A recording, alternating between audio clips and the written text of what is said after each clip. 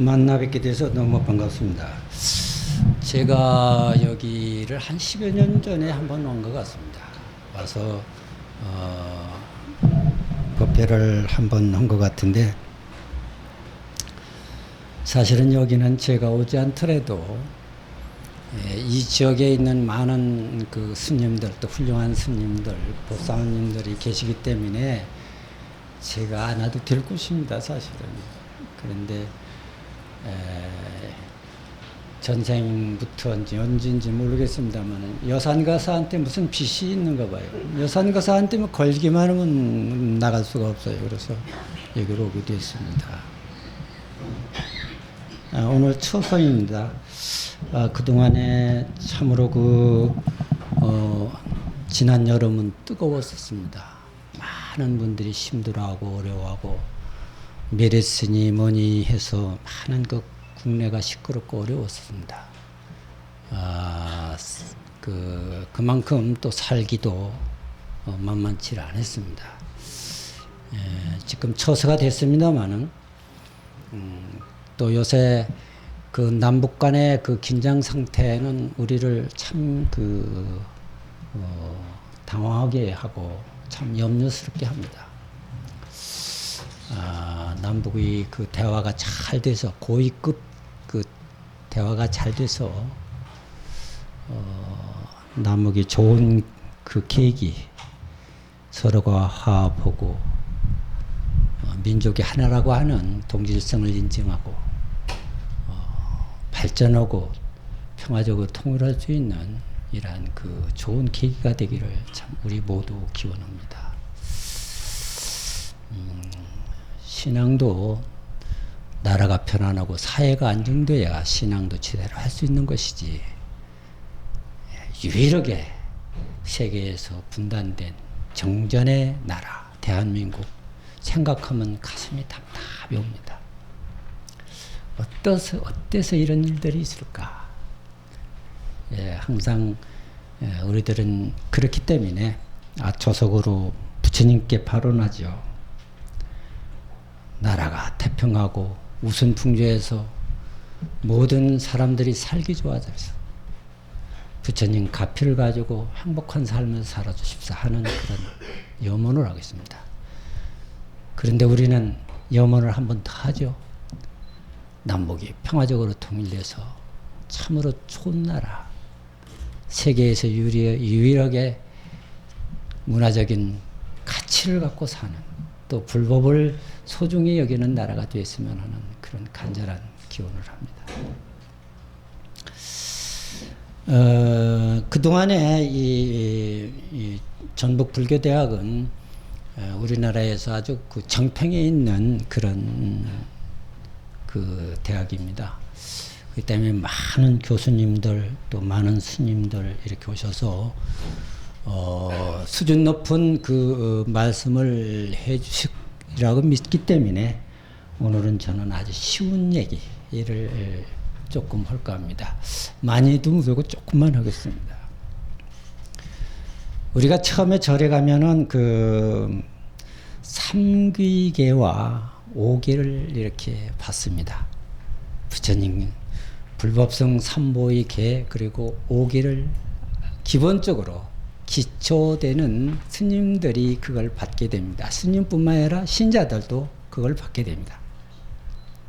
근데 그 삼보라고 하는 것, 처음에 받는 삼보계, 삼귀계, 여러분 잘 아시겠지만은 삼보라, 어떻게 뭐 때문에 삼보라고 했을까?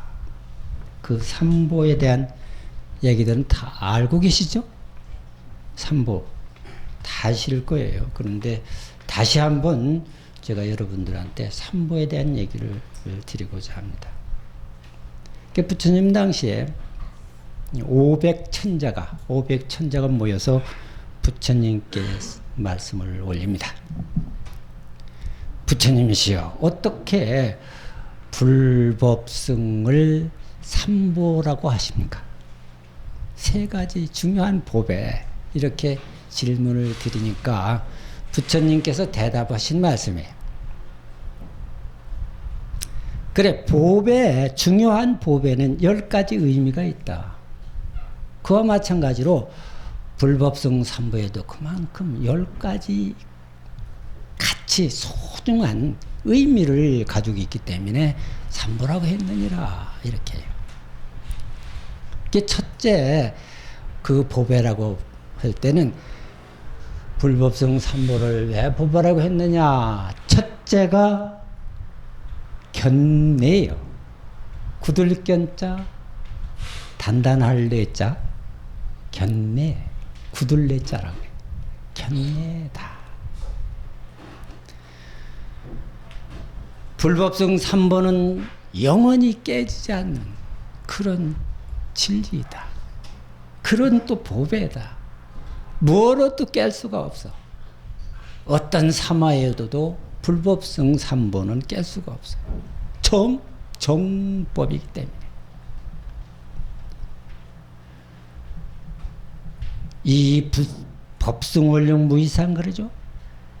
부처님의 그 본질은 우주가 생기기 이전에 이미 있었고 삼라만상이 다 생겨서 이 우주가 다 깨져 없어진다 하더라도 영원히 없어지질 않아요. 그게 견내요. 단단하다. 무엇이든지 깰 수가 없다. 두 번째로는 무구라 그래. 무구, 없을 못자 떼고자. 때가 없다. 보석이나 보물에 때가 있다 그러면 그게 보석이 아니잖아요. 그와 마찬가지로 불법성 삼보도 일체 거기는 조그만 티끌도 없다. 때가 없다. 그냥 깨끗해. 맑고 깨끗하고 밝기만 해. 그게 무구야.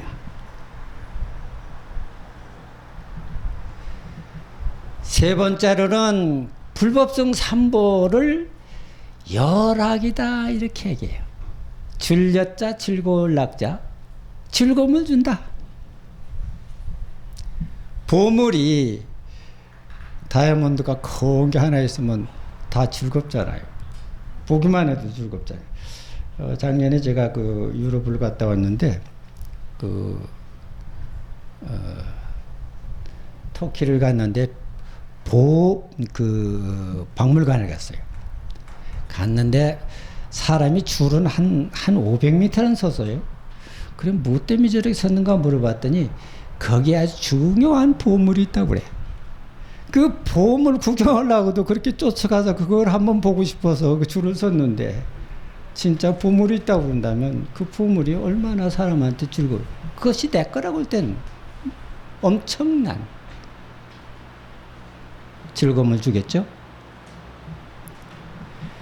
네 번째는 난우야. 금도 만나기도 어려운데 다이아몬드나 이런 것을 쉽게 볼 수가 있나요? 구경도 가는 사람 구경도 못 옵니다. 저는 다이아몬드가 어떻게 생긴지도 구경도 못 했습니다. 그와 마찬가지로 불법성 삼보도 구였기 때문에 만나기가 없다는 거예요. 만나기가 없다.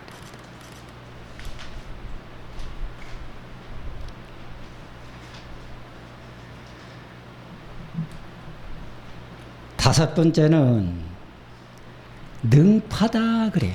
능할 능자 파할 파자. 능 깨쳐버린다. 이 보물이라는 것이 가지고 있으면 가치가 무궁하잖아요. 사람의 집도 살 수 있고 먹을 수도 있고 가난도 면할 수가 있고 고통도 면할 수, 일체 고통을 다 깨준다.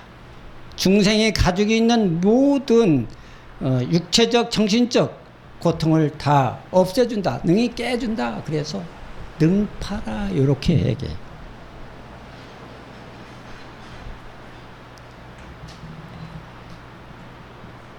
부처님 불법성 삼보는 또 위덕이라 이렇게 얘기해요. 위덕, 위실력이 있다. 무한한 위실력이 있다. 그래요. 우리가 불법성 3번만 잘 믿고 신하고 한다고 하더라도 경전에 그런 얘기 있어요. 예불을 일배 부처님께 지극정성으로 예불만 한 번 해도 핵복무량이야. 복을 받는 것이 한량이 없다. 연불일생에 멸제가 무궁이다 그래.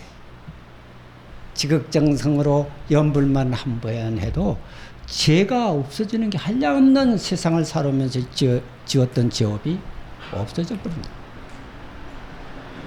그만큼 불법성 3번은 의실력이 있다. 그럽니다.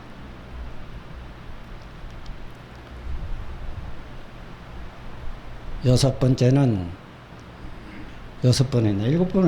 일곱 번째는 일곱 번째죠? 여섯 번째 안 했나? 예.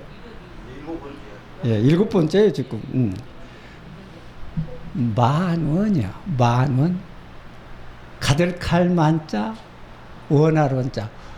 뭐든 자기가 원하는 것을 채워준다, 그런 얘기야. 불법성 3번만 잘 믿고 신하고 따르고 실천하면 자기 원하는 것을 다 성취한다. 만원이에요.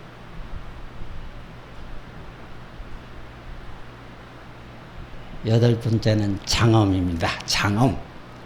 그렇잖아요. 보석이라는 게 많이 있으면 그걸로 별것 다 만들 수도 있잖아요. 집도 짓고 운동장도 만들고 풀장도 만들고 산 계단도 만들고 뭐든지 할 수 있잖아요. 장엄이야. 법계를 장엄해. 불법성 3번.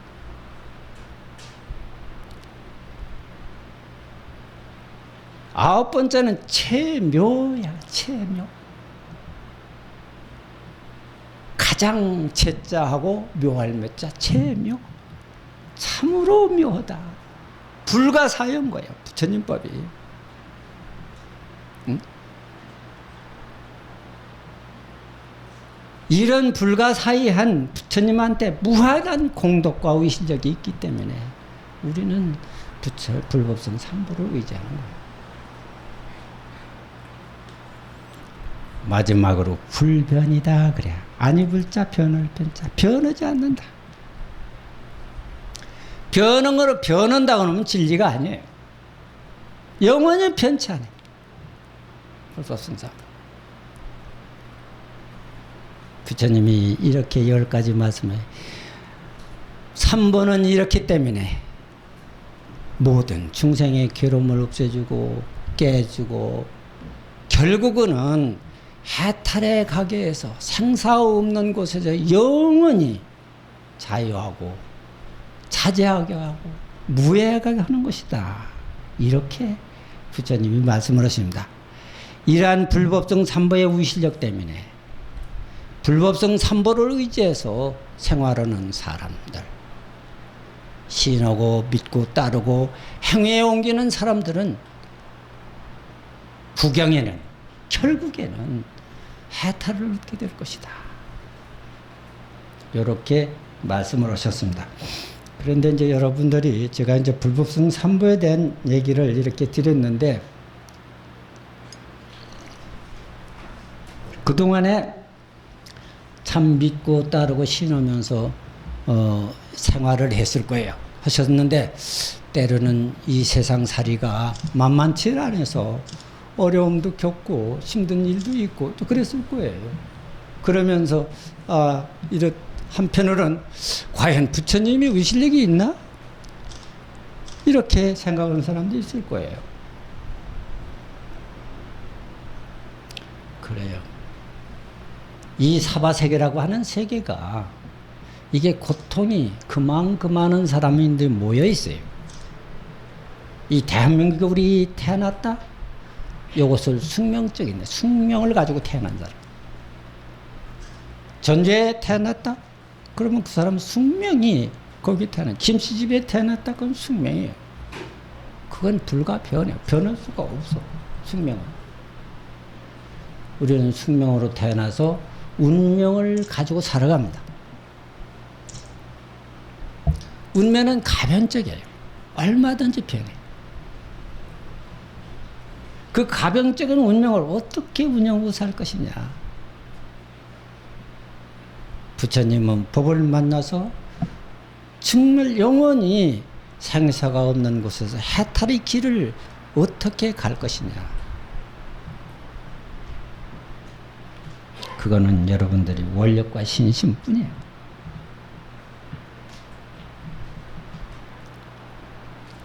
불교는 관념적인 종교가 아니에요. 그냥 수직적인 종교가 아니에요. 수평적인 종교예요. 내 스스로가 그 해탈이라고 하는 것을 증득하는 그러한 길이에요. 부처님이 이 세상에 나오셔서 천상천하 유아독존이니라 이렇게 말씀하신 건 뭐예요? 천상천하 유아독존은 부처님만이 아니에요. 모든 생명이 천상천하 유아독존이에요. 그 유아독존인 그인데 유아독존으로 살지 못하는 중생들, 이게 문제예요. 선가에 그런 얘기가 있어요. 수처작주 입처개진이니라 그런 얘기가 있어요. 가는 곳마다 주인 노릇하다 이게 종 노릇하지 말고. 어떻습니까? 여러분들 주인 노릇 잘하고 계십니까?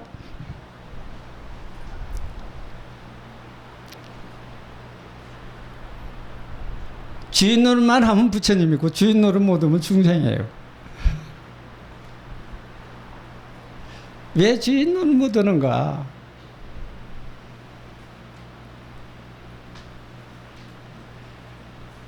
크게 5가지예요. 많이 있지만은 크게 5가지 때문에 주인 노릇 못해. 탐심치 만의야. 그 5가지, 그걸 5개라고 그래. 5개. 뭐냐면 뚜껑으로 딱 덮었다, 이렇게 덮어버렸다는 얘기예요. 뭐를?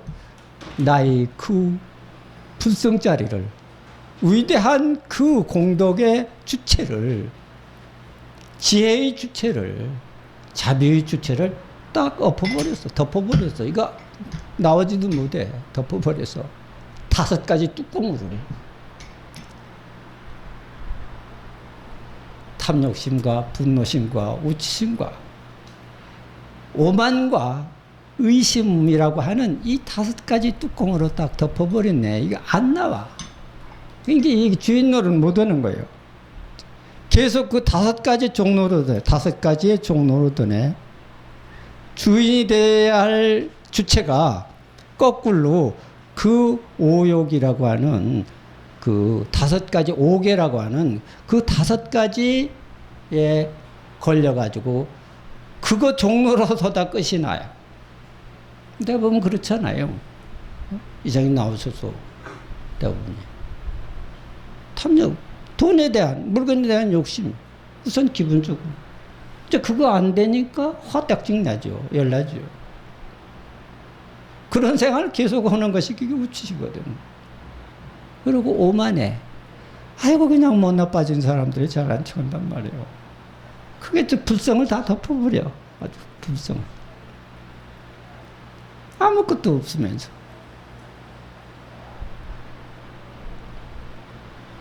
그리고 그게 의심을 그렇게 많이 해요.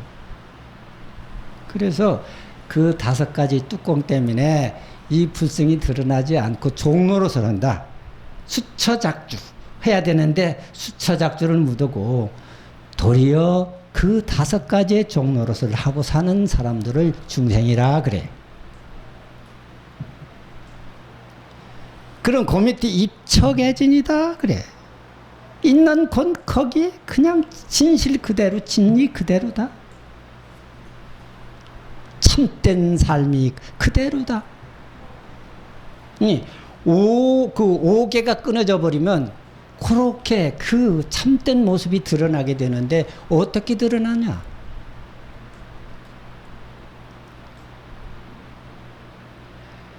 그 5개만 끊어지는 그 순간에 지혜의 문이 헐쩍 열려.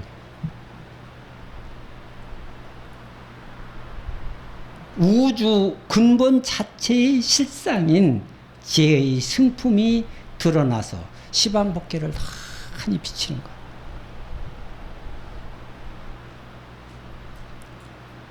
그것뿐만 아니라 지혜의 문일뿐만 아니라 모든 자비심이 거기서 굳이 하려고 하지 않더라도 자비심이 용출하는 거예요.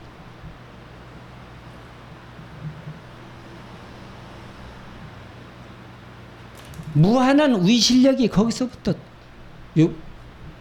화라산처럼 터져나와.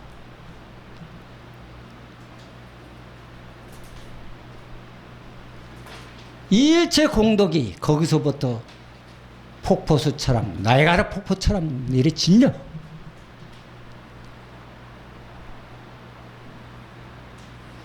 이것이 입처개진의 모습들이에요.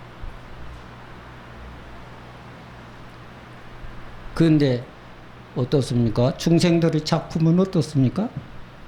우리들의 작품은 어떤가? 하는 일마다 찌그리고 비틀리고 이상스러워. 여기에 중생과 부처의 나눔이 여기서 만들어집니다. 따로 있는 게 아니에요. 그래서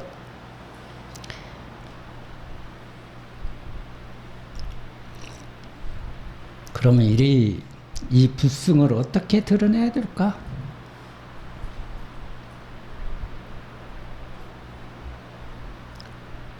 드러내는 우선 정진해야 할 기본 자세. 이것을 다 아는 것이지만 다시 한번 다짐을 한번 생각해 보자. 이 삼보라고 하는 이 크나큰 보배를 광주리를 만들어서 담기 위해서 내 걸로 만들기 위해서는 그냥 적당히 해서는 잘 안 되게 돼 있어요. 왜냐? 수 없는 생을 살아오면서 안 된 짓을 너무 많이 했어. 아닌 짓을 너무 많이 해가지고 거기 아주 습이 들었어요. 예? 5개의 습이 들었단 말이에요. 습이 들어서 익숙해진 데가 그쪽이야. 그러니까 그거 익숙해진 그것만 자꾸 하니까 그거를 아주 의식적으로 바꿔야 돼요. 습을 바꾸는 작업을 해야 돼요. 우리 사고를 바꿔야 돼요. 사고는 행동을 지배한다고 그러죠. 행동은 습관을 지배한다고 그러죠. 습관은 업을 지배해. 업. 죄업, 선업, 업을 지배해. 업이라고 하는 것은 업에 따라서 행불행을 좌우한다. 어떤 업을 짓고 사느냐에 따라서 행복해질 수 있고 불행해질 수 있다. 그런 얘기예요. 행불행을 좌우한다. 그 업을 바꿔야 돼. 업을. 어떻게든지 업을 바꿔야 하는 작업을 해야 되는데 그냥 잘 안 바꿔지니까 독한 맘 먹여야 돼. 아주 굳은 의지를 가지고 있어야 돼. 부처님 법을 믿고 따르고 하려고 하면 그 업을 바꾸는 것이 예산 일이 아니기 때문에 굳은 의지를 갖고 시작을 해야 돼. 아무리 굳은 의지를 갖고 삶을 살다 하더라도 그 굳은 의지가 뭐와 결합해야 돼요? 진실성과 정직을 결합해야 돼요. 굳은 의지만 있다고 해서 되는 게 아니에요. 연약한 사람들은, 굳은 의지가 없는 사람들은 유혹이나 제약에 빠질 염려가 있습니다. 많습니다. 응? 굳은 의지를 갖지 못한 사람들은, 마음이 연약한 사람은 어떻게 해요? 제약에 빠져. 제약에. 고난을 극복할 수가 없어. 어떤 난관을 헤쳐나갈 수가 없어. 연약한 사람들. 그리고 원칙을 지킬 수가 없어요. 연약한 사람. 그렇기 때문에 굳은 의지를 갖긴 갖되 무슨 생각을 갖고? 바른 생각을 가지. 마음속에 삿된 생각이 없어야 돼. 논에 보면 사무사라 그런 얘기 있어. 생각에 삿됨이 없어야 된다. 정의가 지키고 있어야 돼. 양심이 자기를 지키고 있어야 돼.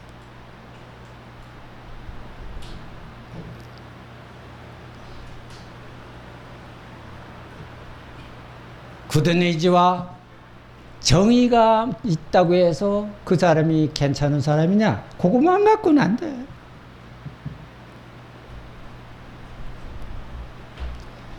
자비스러워야 돼요. 인간은. 인간 냄새가 나야지 좀. 응? 딱딱하고 빽빽하기만 해서 되겠어요. 인간 냄새가 나야 돼요. 자비스러워야 돼. 그게 자비라는 게 뭐예요? 복을 짓는 근원이고 덕을 쌓는 근원이에요. 자비심이라는 게. 왜 자비스러워라 하는 얘기는 부처님께서 자비해야 되는 그 당위성은 뭐냐? 그건 복을 짓는 일이고 덕을 쌓는 일이기 때문에 인간이 복이 없고 덕이 없는 사람 살기 어려워요. 힘든단 말이에요.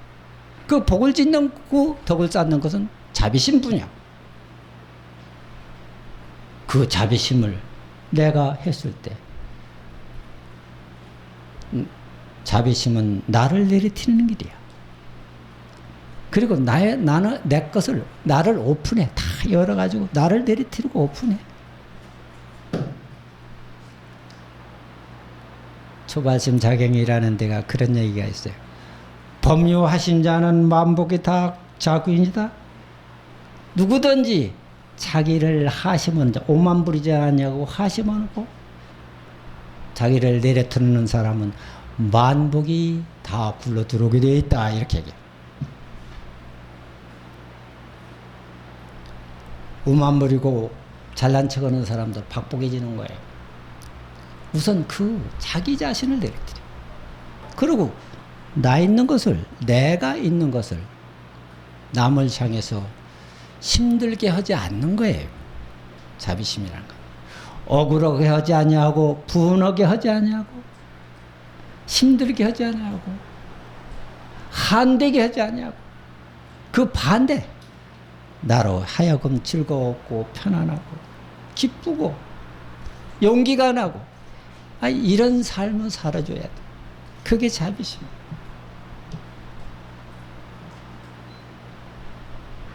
그 다음에는 어떤 마음? 그것만 갖고 될까? 인간으로? 부처님 삼보를 끌어안아서 내 거로 만드는데 그것만 갖고 될까? 이게 인간 개조인데, 정신 개조인데 그거 갖고 안 돼. 세심해야 돼요, 인간은. 남을 배려하고 남을 존중하고 남을 이해할 줄 알아야 돼요.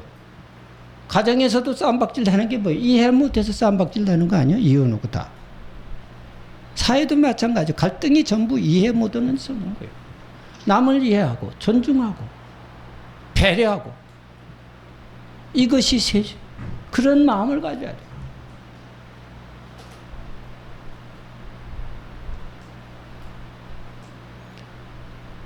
의식 개조의 또 중요한 부분은 큰 마음을 가져야 돼요.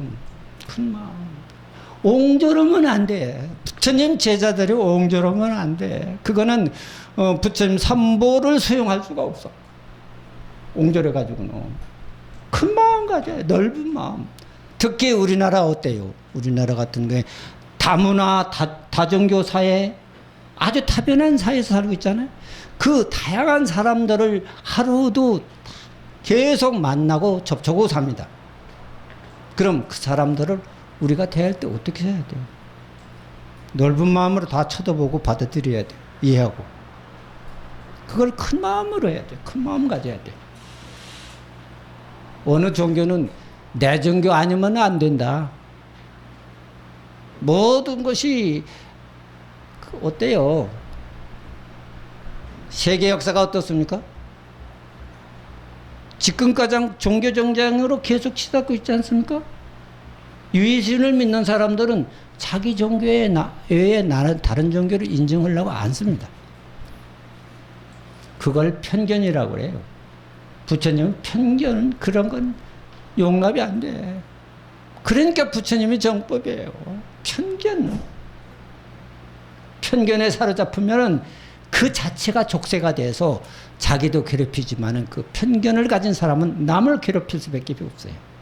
그러니까 어떻습니까? 지금 1300년간 기독교와 이슬람이 싸움박질 이러는데 지금까지 안 끝나요.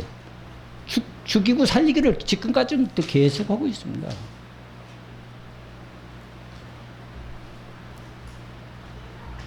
종교전쟁으로 죽인 사람들이 실제로 제일 많습니다. 중세는 어떻게 했냐?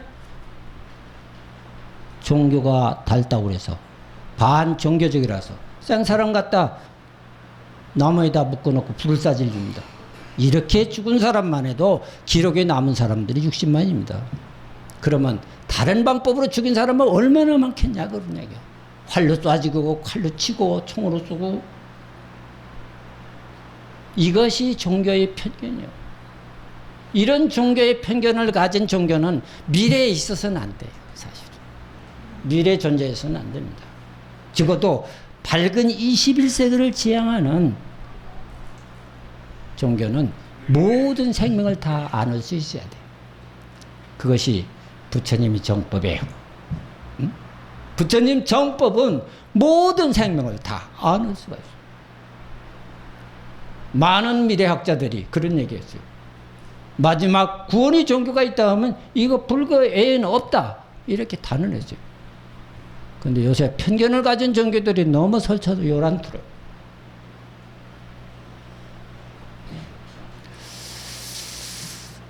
이거 여기에 맞는 소리는 아닌데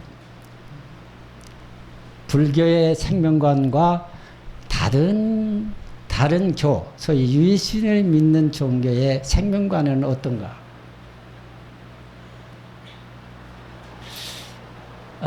승조법사라고 하는 유명한 천재적인 법사가 있었어요. 다 아시는 거예요. 승조법사. 진왕이 승조법사가 하도 똑똑하니까 궁정에 와서 좀 얘기도 좀 하고 설법 좀 해라. 안 가죠. 왕이 오라는데 감이 안 와? 기분 나쁘죠. 두 번, 세 번 오라도 안 오니까 그는 가서 뭐같이 쳐라 그랬죠. 딱 잡아와가지고 죽이려고 그러니까 승조법사가 그렇게 얘기합니다. 일주일만 좀 말미를 주라. 내가 중생들한테 해야 할 일이 있다. 일주일 말미 줬죠. 그게 유명한 조론이야. 거기에 모든 것은 중도다. 응? 편견이 없는 진리야, 중도라는 게. 불교의 진리예요. 그걸 거기다 썼죠. 그러면서 이제 형장의 이슬로 가네. 딱 데려다쓰고 망나니가 칼에 물을 뿌리면서 춤을 추면서 승조법사를 치려고 하면서 지금 너 기분이 어떠냐? 승조법사 빙긋이 웃으면서 그러죠. 뭘 어때? 사대는 눈무지야. 지수화풍으로 된 이 몸뚱이는 원래 내 것이 아니야. 원래 주인이 없어. 육식은 본래 공이다. 우리가 가지고 있는 안이비서신으로 느끼는 육식은 이게 본래 공인 거야. 오니 개공한 도리를 확실히 알면은 일체가 편안해져요. 승조법사야말로 그런 분이에요. 응? 장두임백리나니 칼이 와서 신칼이 와서 내 목이 다이니 목이 이제 목을 대이니 유사참 전풍이다. 마치 봄바람을 칼로 치는 것과 같도다. 그게 죽는 사람이 하는 소리예요. 생사에 무관한 사람들이야. 생사가 다 떨어진 사람들이에요. 오니 개공에서 이런 사람. 생사가 둘이 아니에요. 죽음이나 사나 둘이 아닌 사람들. 그런데 예수께서 그걸 그 십자가를 지고 올라가지요. 한탄하죠. 하나님 저를 버리시나이까. 하나님이시여 저희 영혼을 거둬주소서. 사정하고 가죠. 이게 인생, 이게 생명, 이 생사관이 이렇게 달라요. 어? 생사가 쳤댔으면 속죄를 한다면 깨끗이 속죄를 해야지. 돌아가시면서 상당히 걱정을 하지. 저를 버리시나이까.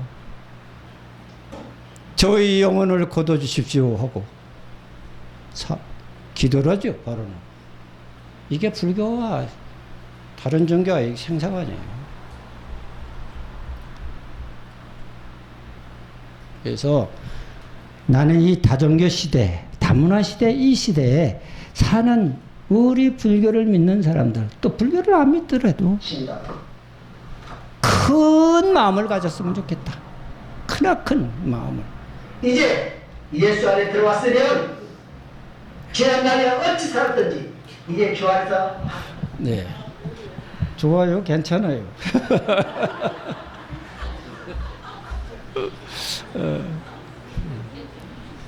그래서 큰 마음을 갖고 사야 한다. 마지막으로 중요한 얘기가 있어요. 우리가 의식을 변해야 된다.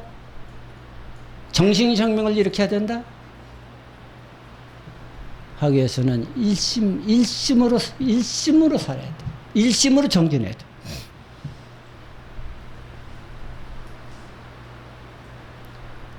나의 마음이 한 곳으로, 나의 의지와 나의 열정과 나의 신념이 한 곳으로 집중됐을 때,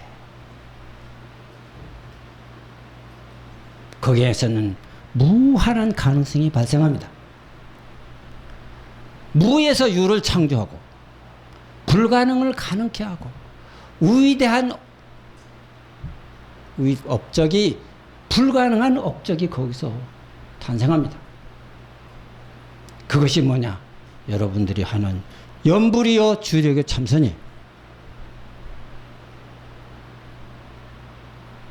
의식생명을 일으켜서 완전히 바뀌려고 그런다면 그 모든 나의 생각을 염불을 하든지 주력하든지 참선을 하든지 거기다 집중적으로 몰입을 해야 돼. 그래서 의식이 바뀌어져 버려야 돼. 내가 지금 가지고 있던 그런 의식이 확 바뀌어. 심화만발이라 하는 얘기했어.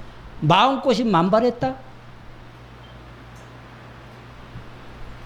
염분산매가 됐든 선정산매가 됐건 주력산매가 됐건 그 산매를 통하지 않고서는 마음 심화가 아파.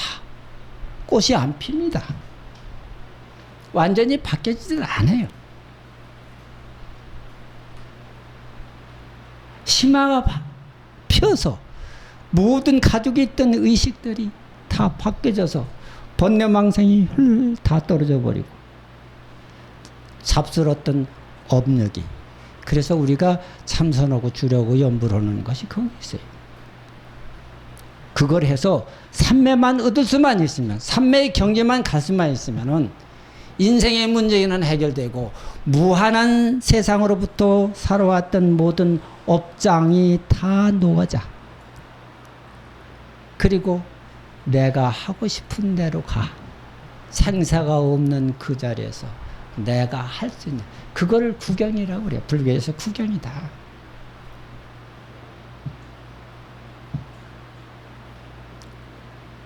구경이라는 것은 마음꽃이 활짝 핀 자리를 구경이라고 해요.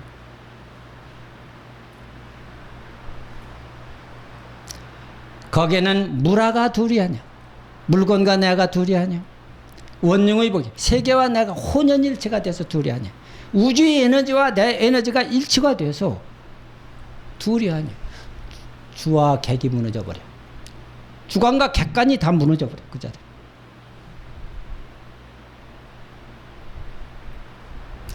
그것을 주관과 객관이 무너진 자리를 무상이다 이렇게 얘기해요. 상이 없는 자리다. 그걸 또 무주라 그렇게 얘기해요. 주엄이 없다. 응무소주 이생기심 그 자리. 그러니 거기에 무해할 수밖에 없지. 일체 걸림이 없는 자리가.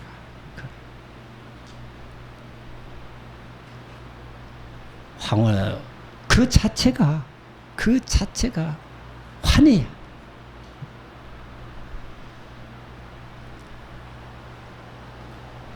불교의 삼보를 취득해서 내가 사용할 수 있는 길은 의식을 확 변해서 삼보를 내 거로 확실히 해서 세세상장이 써도 다하지 않는 그 보배를 찾는 길, 이것이 우리가 말하는 해탈이고 구경이에요. 이걸 하기 위해서 우리 사는 거예요. 여러분들 그럴 거예요. 집에서 빨래하고 일하고 언제 그거 하나? 이 생각하지 마세요. 나 직장 다니고 그런데 어떻게 그거 하나? 이 생각하지 마세요. 편안한 마음으로 마음 바꾸면 돼요. 마음을 바꾸가. 의식을 혁명해.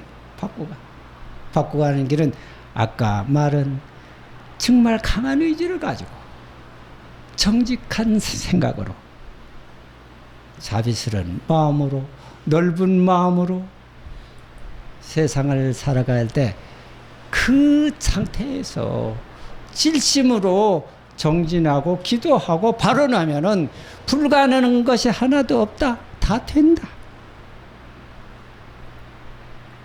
이게 불교예요.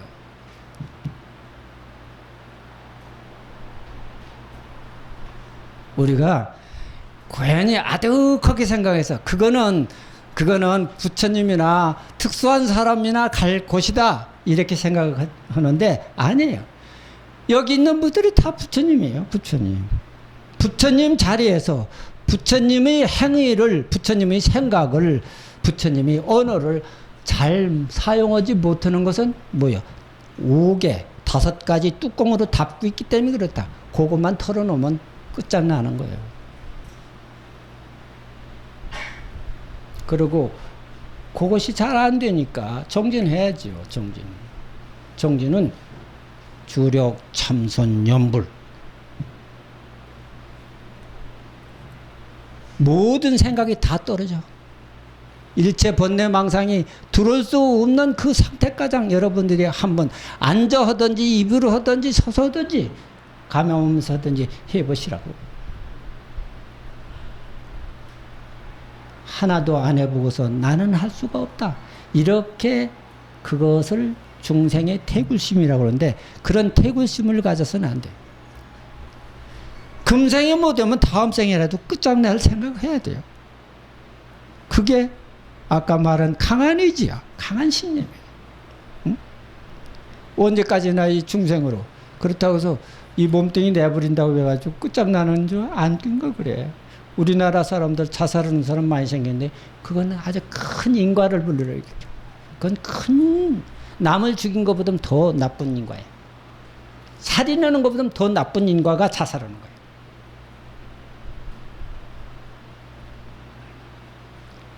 불교에 이 인연법을 알고 중도법을 안다고 그런다면, 그리고 수양법을 안다고 그런다면 그런 것은 다 치유해줘요. 지금 얼마나 많은 사람들이 과대망상, 조울증, 우울증으로 괴로워하고 힘들어하고 자살하고 방황하고 미치고 하는지 말로 할 수가 없습니다.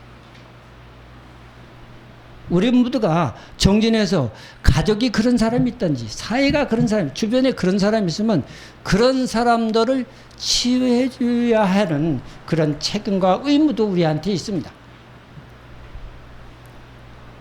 불법은 나만 혼자 하는 게 아니고 주변 사람과 더불어, 가족과 더불어 함께 구경을 향해서 가야 돼.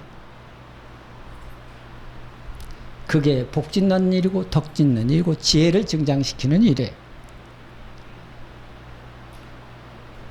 법보시만큼 소중한 무엇이가 없어. 그 보시를 그거는 아무나 할 수 없다 이 생각하지 마세요. 부처님 말씀 한 구절이라도 알았으면 그것을 남한테 베풀어 주세요. 그건 돈 주는 것보다 100번 난 거니까. 어? 물건 주는 것보다 100번 공덕이 큰 것이니까. 그것이어야 돼요. 불교는 참 실수해야지. 그냥 관념적으로 해서는 안 돼요. 실참 실수했을 때 내 것이로 되는 거예요. 농사 짓는 사람들이 입으로 농사 짓는 사 배가 생기고 수수가 생기고 옥수수가 나옵니까? 땅콩이 나오고 안 나와. 실지 심고 빌어주고 걸어먹고 잡초 뽑고 약치고 해서 그래야 곡식이 나오는 거예요.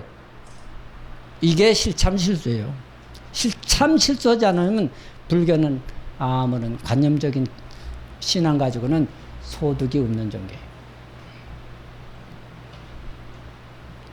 그래서 제가 그동안에 많은 분들이 와서 근사한 말씀을 많이 했을 건데 제가 고인이 쓸데없는 얘기 많이 했습니다만은 수처작주 입처개진 요 생각을 잘하고 사세요.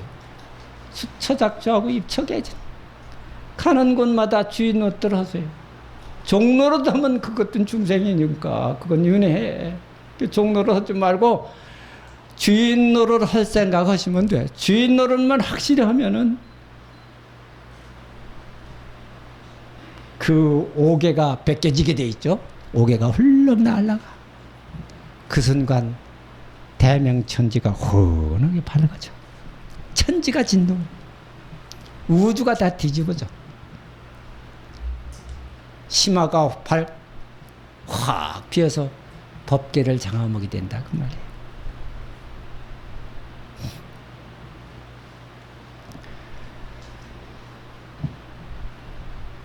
심승은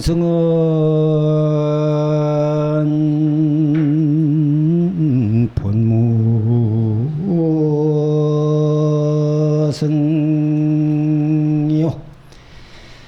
진화는 원비한데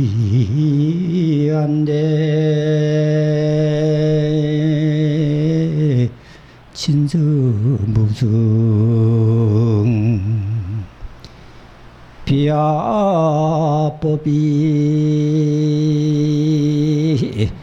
총서 일체 행이더라 나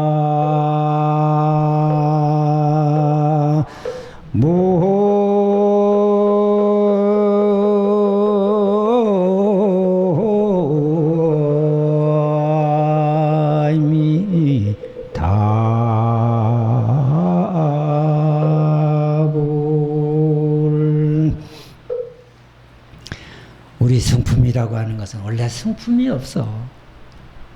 불교에서 진화 그러죠. 참나, 진화.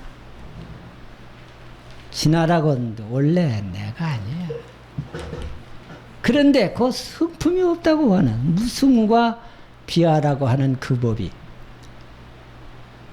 일체법을 다 총섭해버리더라. 일체법을 다 거기서 아로해. 이게 나의 성품이에요. 불교는 지식이 없고 노소, 남녀, 빈부, 귀천, 지식 유무가 따로 불교를 좌우하는 게 아니고 불교는 진실하게 가면 돼요. 진실한 그 하나. 한 생각고 진실한 거. 근대 사회에서 그 아주 낯놓고 격자도 모르는 정말 아주 한글도 모르고 한문은 말할 것도 아무것도 모르는 수월선사라고 하는 분이 수월선사 망공선사에 사형되시는 분인데 그리고 경어 스님의 제자야. 경어 망공 스님 그러니까 여기가 경허 스님의 고향이에요, 전주가. 그리고 만공선사는 정읍이에요, 그예요. 여산 송시예요. 여기도 송시 계시죠? 그 송시예요. 그런데 그 경허 스님 제자인 수월선사라는 분이 있어요. 난 그 경자도 몰라요. 우리 한국 불교는 임재종이죠. 임재교통이죠. 임재법통이야. 임재선을 중심으로 하는 곳이야. 그런데 경허선사는 임재법통을 이은 중흥시킨, 불교를 중흥시킨 대선사죠. 근데 거기에 수월선사라는 분이 저 서산 천장암에 계시는데 중노를 하러 왔어요. 수월선사는 나무에다 팔아서 그걸로 연명하는 사람이에요. 그런데 시장에 갔더니 키가 훌쩍 사람보다 한 키가 더. 이 경허 스님께서는 2m가 넘었으니까 큰 선사가 하나 왔다 길가에 시장바닥에 왔다 갔다 하는데 엄청 조합이에요. 그래서 살살 따라가죠. 나무 팔고 가다가 따라가서 스님 보니까 너무 좋습니다. 저도 스님이 됐으면 좋겠습니다. 네가 어떻게 스님이 될 건데? 스님 보니까 너무 좋습니다. 무조건 되겠습니다. 그래서 이제 거기서 살아요. 천장암에서. 낮에는 밭에 간 일하고 저녁에는 집신 삼고 이렇게 열심히 일하고 살아요. 학문이라는 거 아무것도 없어. 저도 공부 좀 하게 뭐 좀 일러주십시오. 그게 선사의 해안이에요. 선사. 경허 선사의 해안이. 화두를 달라 그러니까 무슨 하두. 하두 그만두어라 너는. 그 뭘 좀 하게 해주십시오. 저렴은 천수경이라는 거 있지. 그 천수경이 대비주나 열심히 해라 그래. 대비주. 신묘장구가 다라니까 대비주니까 대비주를 열심히 해라 그래. 천진하죠. 순진하단 말이에요. 그게 선지식인 큰 위대한 스승이 그러니까 다 이게 따라서 하는 거예요. 그걸 대비주를 해. 일하면서도 하고 부뚜막에서 불을 떼면서도 하고 신발을 사오면서도 열심히 해요. 그 생각 외에는 아무것도 없어. 이게 대비주에서 대비주 삼매가 들었어. 삼매. 그쪽이 우리 애갓집이 있어요. 그리고 애할머니는 그 천장암에 불이 나서 몇 번 쫓아가 보면 불이 난 게 아니고 수월선사가 방아를 찢다가니 이렇게 밟고서 서 있는데 거기서 빛이 이렇게 확 났다고 그래. 광명이. 뭐예요? 모든 잡탱이들이 다 날아갔죠. 번뇌망상 다 날아가고 잡탱이 다 날아가요. 우주에 맑은 기운이 왔으니까 광명이 일어날 수밖에 없잖아요. 이제 그랬던 분이에요. 이분은 대비주를 통해서 대비주의 삼매에 들어서 결국은 심승이 밝혀진 분이에요. 제가 왜 이런 말씀을 드리냐면 참선도 중요하고 참선을 제일 중요시해요. 우리나라 이 조계종에서는. 그렇지만은 자기에 맞는 신앙을 해요. 안 되는 거 앉아서 억지로 하면 되지도 않아. 자기 맞는 거. 대비주할 사람 열심히 대비돼. 관세음보살을 부르든 아미타불을 부르든 지장보살 아무 관계없어. 어느 불명을 부처님 명호나 보살의 명호를 열심히 불러서 다른 생각이 잡생각이 다 없어지고 번뇌망상이 다 떨어져서 삼매의 경계에 가면 자성이 드러나게 돼 있어. 참선도 마찬가지. 선중에 들지 않으면 깨우칠 수가 없어. 그러니까 이분은 어떻게 돼요? 심승이 다 드러났죠. 이분의 삶은 그대로 보살 화연이에요. 대비주를 해서 마음이 열리고 나니까 삼불능이 성취가 됐어. 세 가지 할 수 없는 것이 성취가 됐어요. 그게 첫째가 불망념지야. 한 번 들으면 잊어버리지 않아. 한 번 들은 거. 우리야 다 잊어버리죠, 대부분이. 10년 전에 들었던 거, 20년 전에, 30년 전에 들었던 거 다 기억하고 있어. 예를 들어서 절에 와서 불공을 하고 할머니, 옛날에 사람이 얼마나 많아요. 할머니, 할아버지, 어머니, 아버지, 그 다음에 고모, 삼촌 다 적고, 그 다음에 아들 적고, 아들 7, 8명 적은 게 다 적고, 거기다 며느리 적고, 손자가장 전에 얼마나 많아요. 그렇게 많았던 것도 10년 전에 들었던 거 다 알아요. 들어가면, 아이고, 아무개 개똥이네 왔네? 아버지 아무개는 잘 있나? 다 알아. 그게 불망념지예요. 잊어본지. 두 번째가 잠을 안 자요. 잠이 없어져 버렸어. 요새 그러죠. 이런 의학적으로는 6시간 이상 자야 장수한다 그러죠. 그런 게 막 잠도 안 오는데 엎쳐서 계속 자는 사람도 있어. 뭐 때문에 자는지 몰라. 근데 잠이 다 없어져 버렸어. 잠이 싹. 낮이나 밤이나 보살행을 하는데 어때요? 어디 가서 살아요? 저 간도에서 살고 저 연해주 거기 가서 사십니다. 그럼 일본 놈 학정에 못 잊어서 압록강 건너온 사람들 다 이렇게 맞아서 밥 해주고 신발 만들어주고 옷 빨아주고 옷 없으면 옷 구해다 주고 이렇게 보살행을 합니다. 그래도 그렇게 하면서도 자기 표시를 안 내. 아무 상이 없어. 세 번째는 뭐야? 치유 능력이, 관찰 능력이 생겼어요. 이렇게 사람 딱 쳐다보면 그 사람 속을 마음을 환히 볼 뿐만 아니라 지금 위가 나쁘네. 너는 장이 나쁘다 야. 아니 너는 간이 나빠. 간이. 너는 뇌가 이상하네. 엑스레이로 찍을 수 있는 그것도 엑스레이도 볼 수 없는 그런 것도 환히 알아요. 이렇게 쳐다보 알아. 그래서 관법으로 이렇게 딱 관에만 줘도 엉가는 병은 다 나서요. 심지광명으로 상담을 싹 쏴.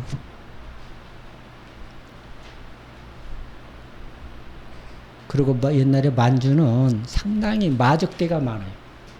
저녁에 마적대가 있어가지고 집집마다 털어가고 여자들 잡아가고 이래요.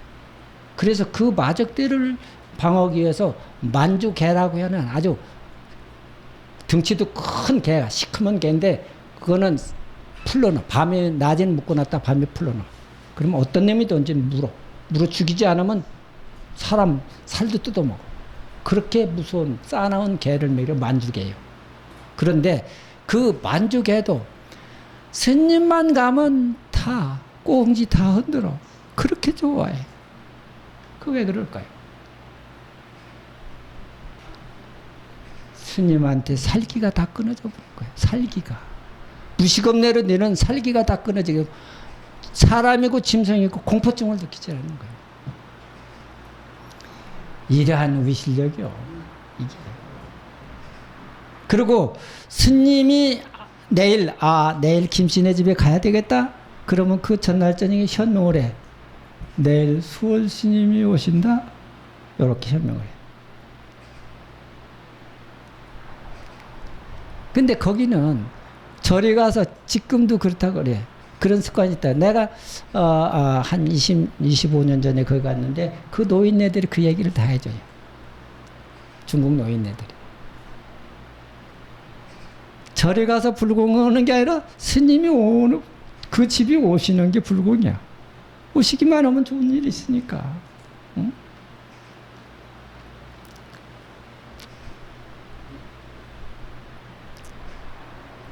그래도 아무 상관이 없어요. 그게 당신이 만져서 돌아가시는데 당신이 해온 나무 위에 딱 올라가가지고 당신이 스스로 불을 붙이고 올라가서 자화장해 버립니다. 얼마나 자신 있는 얘기예요. 응? 자기 삶을 자기 스스로 정리한단 말이에요. 그렇게 자신 있게 사는 거예요. 그 여러분들 나이 많이 잡섰다고 해가지고 소홀해하지 마세요. 아이 늙어 지게 돼 있어요. 이 몸 허무한 물건인데 4대로 됐는데 안 늘라? 근데 요새 애들 무슨 정형 수술하고 여자는 남자는 하는 거 보면 한심스럽지. 저게 뭐려고 저러나? 왜 돈 들이나 저 아까운 돈을? 이상한 사람들이지. 이 몸뚱이가 내 거 아니에요, 이거. 4대를 부모한테 받아서 엉거러 놓은 건데, 언젠가 하면 다 버리고 갈 건데, 거기에다 왜 자꾸 돈을 쳐들이고 공력을 세워요? 마음을 치장해야 돼요, 마음. 마음 치장하는 게 제일이에요. 영원히 변치 않는 마음, 이 마음을 치장하고 다음 생, 금생에 안 되면 다음 생에 기약을 해야지. 예? 죽으면 끝이다? 아, 이건 아니에요. 절대 아니요. 그렇기 때문에 늙어도 추억에 늙으면 안 돼요. 좀 멋있게 늙어야 돼요. 얼굴이 추운 게 아니에요. 늙어도 멋있게 늙어야 돼요. 골동품처럼 늙어야 돼요. 좋은 마음 갖고 살아야 좋은 마음 근사하게. 예? 다 늙어지게 돼 있는데 뭘 그래. 자신 있게 살아야 돼요. 자기 삶을. 자신 있게. 누가 뭐 안 해준다, 남편이 잘 안 해준다, 아내가 잘 해준다, 이거 다 그 상대 거지 내 물건 아니에요. 내 살림은 아니에요.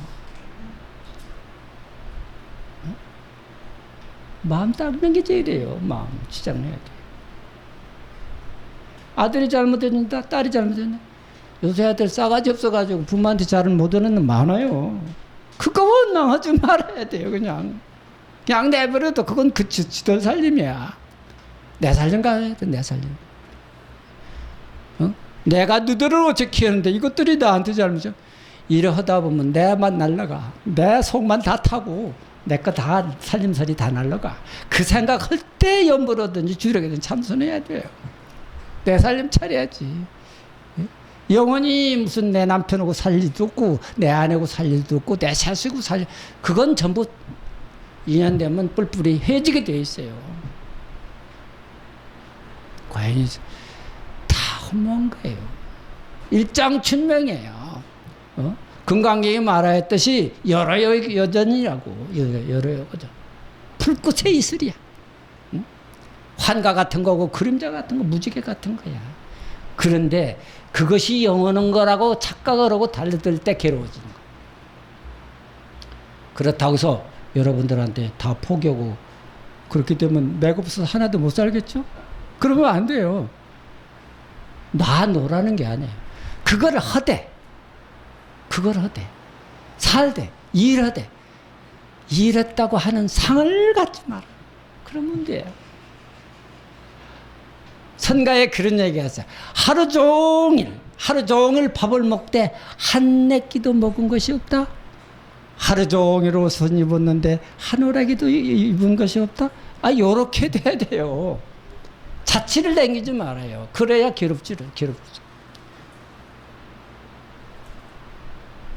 지혜 있는 사람은 과거를 집착하지 않습니다.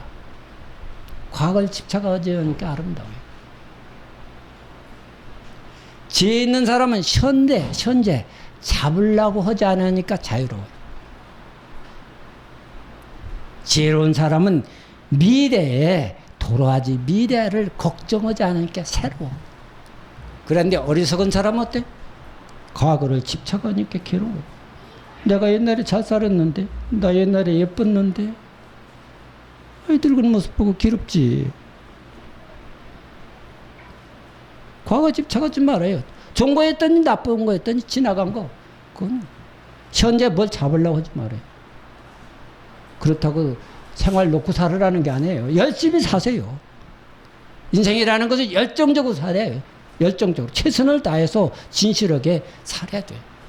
살긴 살되 그걸 너무 집착해서 잡으려고 하지 말아요. 잡으려고 하면 잡혀지지도 않고 마음대로 더 괴로워져. 안 잡으려고 할 때 잡혀져. 기묘한 거예요. 안 잡으려고 하면 더 잡혀져. 잡으려면 더 안 돼. 제가 이상한 생각을 해야 되는데. 제가 이제 절에 있다가 이제 학교를 갔어요. 바람이 나서 학교를 가서 학교를 다니는데 남녀공학이네. 누더기 입고 절에 학교 가니까 사람들이 다들 우습게 여겨요, 나를. 옆에 오지도 않아. 처음에는. 한참, 한 1, 2학년 지나가니까 사람들이 물 묻은 족박이 꿰달려 붙더니 이 사람들은 남녀노소 다 붙어요.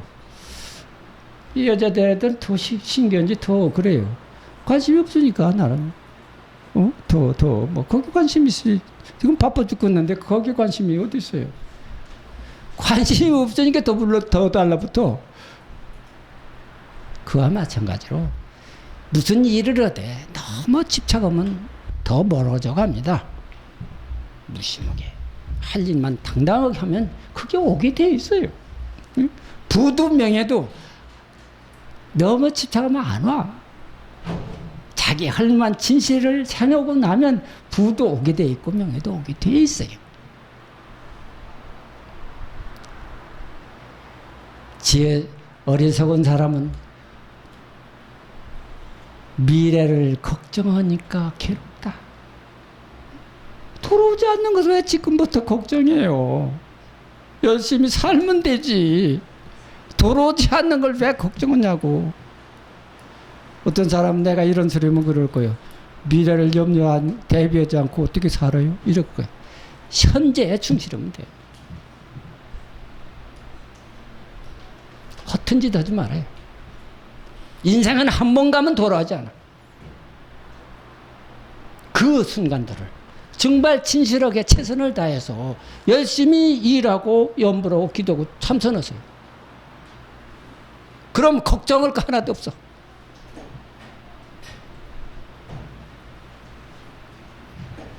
너무 오래 했나? 그만해야 되겠네. 연세 많은 분들 모셔놓고 이렇게 오래 얘기하면 이게 잘못되는 거예요, 이거. 그래서, 저는, 항상 그런 생각합니다. 우리 부자들이 자신만 말고 당당하게 사셔야 돼. 당당. 자신만 말고 당당. 그건 뭐야? 정법을 믿기 때문에 정법. 사법을 믿는 사람들하고는 달라. 요행수를 믿는 사람하고는 달단 말이야. 우리는 요행수가 아니야.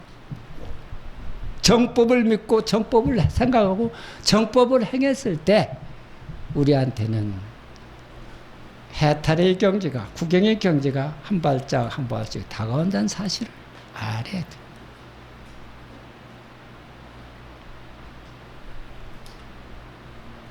슬퍼하고 외로워하고 쓸쓸해하고 괴로워할 그 시간, 그 순간이 오면은 빨리 염불하고 두려워하고 참선해서 그거 싹 없애세요.